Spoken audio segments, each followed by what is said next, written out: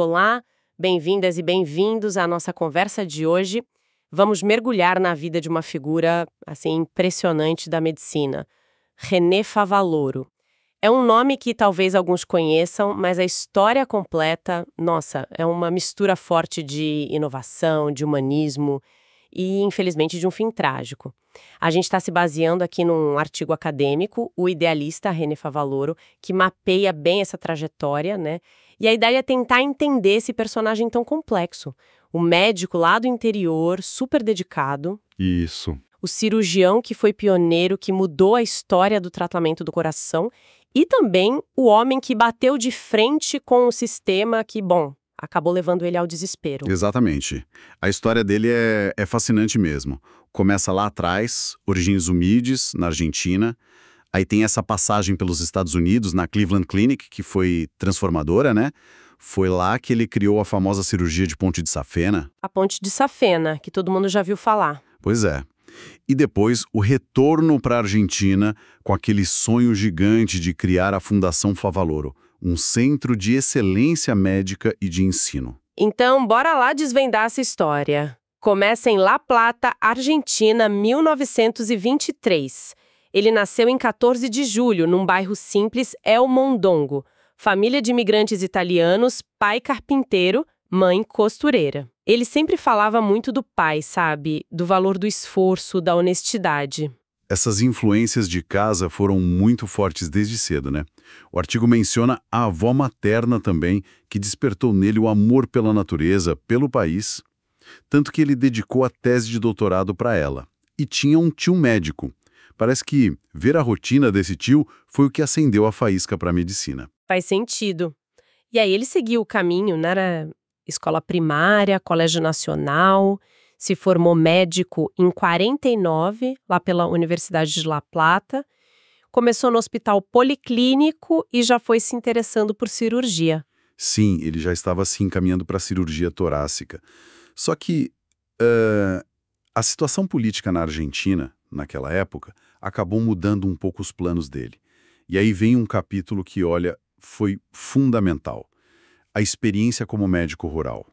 Foi um tio que avisou, né? Precisavam de um médico em Jacinto Arauz. Jacinto Arauz. Uma cidadezinha pequena, né?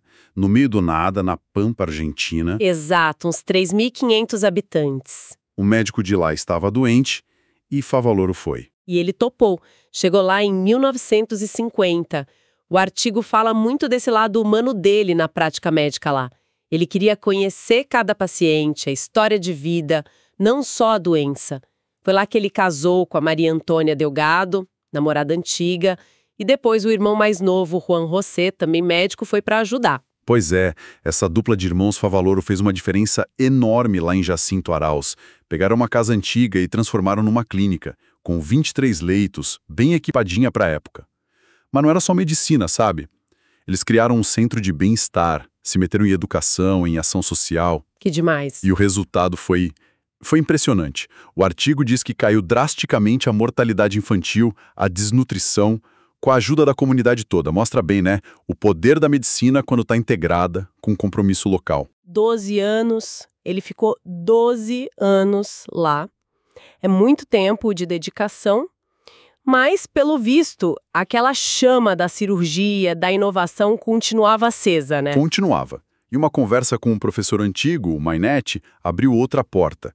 A Cleveland Clinic, nos Estados Unidos. Imagino a dúvida. Deixar a comunidade que ele ajudou a construir, a grana curta, o inglês que não era fluente. Sem dúvida. Foi uma decisão difícil, né? Mas, tipo assim, a vontade de aprender mais sobre cirurgia cardíaca, de avançar, falou mais alto. Em 1962, ele arrumou as malas e foi para Ohio, para um dos centros mais top do mundo na época. E como é que era lá na Cleveland Clinic nesse momento? Ele já chegou no meio da efervescência. Totalmente. O lugar já era vanguarda. O Dr. Masson Sons, por exemplo, já fazia a angiografia coronariana, aquele exame que filma as artérias do coração, desde o fim dos anos 50. O chefe do Favaloro, o Dr. Effler, já fazia cirurgias para desobstruir artérias. Ah, então já existiam cirurgias para isso. Já existiam algumas tentativas, sim. Tinha a ideia do Weinberg de implantar artérias do tórax no coração, tinha gente tentando fazer os remendos com veia safena, o próprio Sones já tinha mostrado que o implante da artéria mamária podia ajudar, mas ainda tinha muita limitação, sabe? Que tipo de limitação? Principalmente nos casos mais graves. Obstrução muito grande ou num lugar crítico como o tronco da coronária esquerda. Ali os resultados ainda eram ruins, a mortalidade era alta. O Favaloro chegou nesse cenário. Começou trabalhando mais com válvula, problema congênito, mas ele era um cara muito observador, né? E inquieto, mergulhou no estudo das angiografias, da anatomia das coronárias. E aí que a coisa começou a mudar de figura. Ele sacou que precisava de algo diferente. Exatamente. Ele viu o potencial, mas via também onde as técnicas esbarravam. Em 66, ele deu uma melhorada na técnica de preparar as artérias mamárias para implante, mas mesmo assim, para aquele problema sério no lado esquerdo do coração, ainda morria muita gente. 11 mortes em 14 casos, o artigo menciona. Isso forçou a ele a pensar fora da caixa. Foi aí que veio a ideia da veia safena, mas usada de outro jeito. Isso, a veia safena, aquela da perna, já usavam para remendar coisinha pequena. Mas, em 67, Favaloro começou a pensar: e se, em vez de remendar, a gente usasse um pedaço dessa veia para criar um caminho totalmente novo para o sangue passar? Um desvio mesmo, uma ponte, contornando o bloqueio. Uma ponte. A ponte de safena. E ele fez. Conseguiu botar em prática. Conseguiu. O artigo até marca a data, maio de 1967. Uma paciente, 51 anos, ele pegou um pedaço da safena dela e ligou a aorta, que é a grande artéria que sai do coração, direto na coronária direita, só que depois do ponto entupido. Dias depois, fizeram outra angiografia e, bingo! A ponte estava funcionando, o sangue passando livre pelo desvio. Foi um marco. Nossa! Imaginam a revolução que isso causou lá dentro. Mudou tudo, né? Mudou o jogo completamente. Tratamento de doença coronariana virou outra coisa depois disso. E o Favaloro não só teve a ideia. O fundamental foi que ele padronizou o negócio. Descreveu a técnica direitinho, publicou, ensinou. Aí sim, a cirurgia de bypass pôde se espalhar pelo mundo. O impacto foi enorme. Deu um reconhecimento mundial para ele, para a Cleveland Clinic. Os primeiros números já mostravam, até meados de 1970, a equipe fez mais de 1.000 bypasses. E a mortalidade tinha caído bastante para a época, para uns 4,2%. Um sucesso estrondoso nos Estados Unidos, reconhecimento mundial. Era para ele ter ficado por lá, né? Mas não. Em 71 ele decide voltar para a Argentina. Por quê? O artigo bate muito nessa tecla do patriotismo dele, sabe? Um desejo muito forte de levar aquela medicina de ponta para o país dele. O sonho era grande. Criar um centro na Argentina que fosse igual à Cleveland Clinic. Assistência médica de primeira, pesquisa e formação de gente nova. E ele conseguiu, o sonho virou realidade. Em grande parte, sim. Em 1975, ele criou a Fundação Favaloro. E o impacto, principalmente na área de educação, foi gigantesco. Ele tinha um orgulho danado de ter formado mais de 450 médicos residentes vindos da América Latina inteira. A fundação virou referência, né? Fazia curso, congresso, espalhava conhecimento, e ele era incansável. Em 1980, criou o Laboratório de Pesquisa Básica.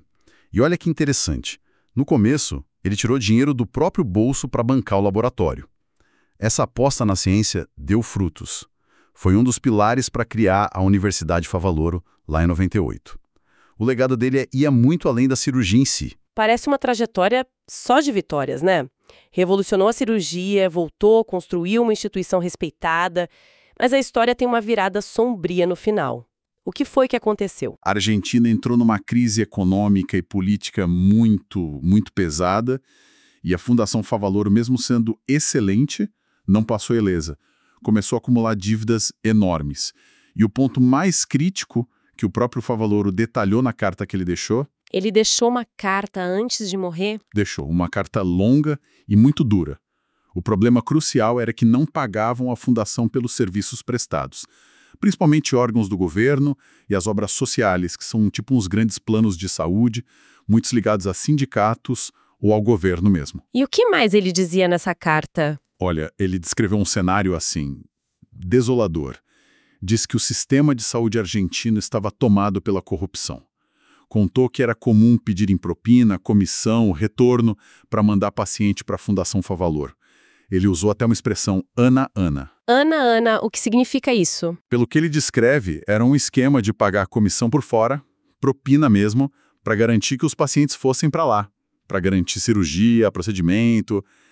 E a posição do Favaloro, segundo a carta, foi taxativa. Ele se recusou, escreveu com todas as letras: "Jamás dimos um solo peso de retorno." Nunca pagamos um centavo de propina. E essa recusa teve preço. Segundo ele, um preço altíssimo. Diz que grandes obras sociais simplesmente pararam de mandar pacientes para a fundação porque ele não entrava no esquema. Ele chegou a contar que gente de outras instituições ia visitar cardiologista oferecendo tabela de comissão por cirurgia, abertamente. Favaloro sentia que estava lutando contra um sistema onde a corrupção tinha, nas palavras dele, contaminado o país em todos os níveis. Ele até cita uma dívida específica do PAMI, que é a obra social dos aposentados, de quase 2 milhões de pesos. Uma dívida antiga, que ele dizia na carta que podia ser paga em 48 horas. Era só ele aceitar pagar propina. Que coisa terrível!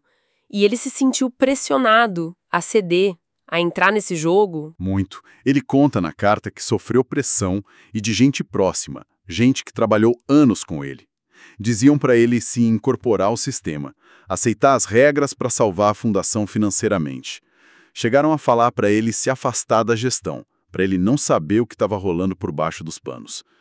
Mas a resposta dele foi definitiva, né? E trágica. Não posso mudar, prefiro desaparecer.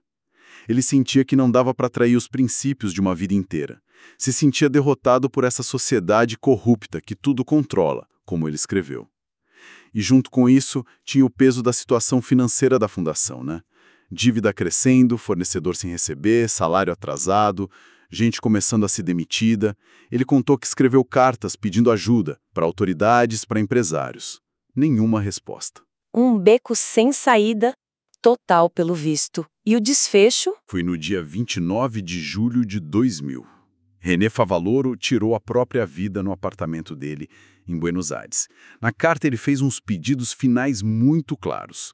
Pediu para não fazerem do ato dele uma comédia, pediu o respeito da imprensa e um desejo muito específico: ser cremado na hora, sem cerimônia nenhuma, e ter as cinzas jogadas lá nos campos perto de Jacinto Arauz, lá na Pampa, onde ele começou.